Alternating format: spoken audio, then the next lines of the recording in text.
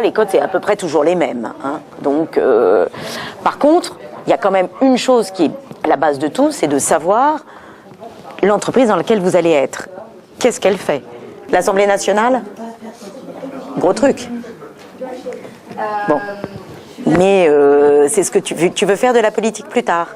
Être député.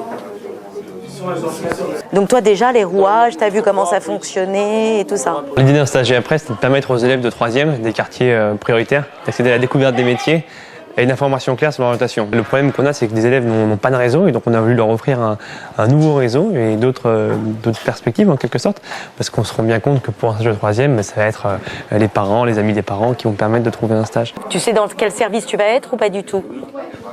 Je serai d'abord dans un laboratoire de recherche en ingénierie. Et je vais effectuer mon stage la semaine prochaine dans un laboratoire de recherche en ingénierie mécanique et matériaux. J'ai choisi ce domaine parce que c'est un peu ce que j'aime, quoi. Moi, je suis un passionné de la technologie, du coup, c'est tout ce qui est recherche, surtout en ingénierie, ça me plaît. On voit les élèves 3 fois avant leur stage, et donc on les voit une fois en classe entière, et après on les voit par petits groupes de 4, et l'idée c'est de pouvoir échanger avec eux, les préparer, sur des notions aussi basiques que qu'est-ce qu'une entreprise, qu'est-ce qu'on y fait, pourquoi, les codes à respecter.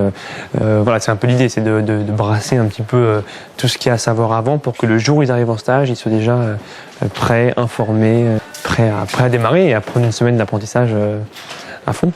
Non. Ah. Non, pas comme ça. Attends, je l'explique. Ok. Alors, tu sais qu'ici, il faut le maintenir doucement. Tu mets bien dans l'axe.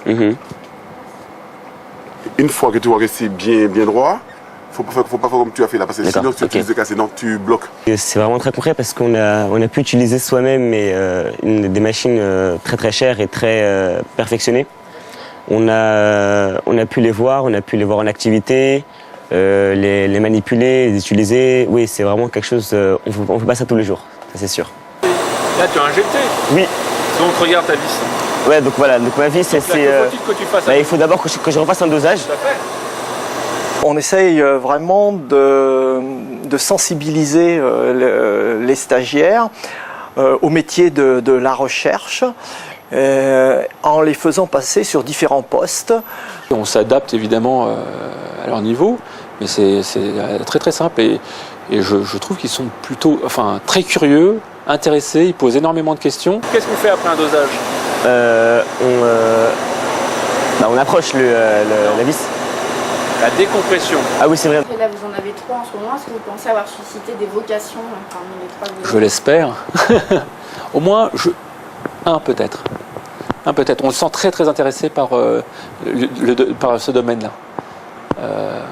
J'espère qu'il va aller dans ce sens-là, parce qu'il en a les capacités, sincèrement. J'ai entendu dire qu'il y avait énormément de demandes, et c'est vrai que je suis un peu fier d'être venu quand même dans une école d'ingénierie, surtout de cette qualité quand même. Et oui, c'est vraiment une très grande chance.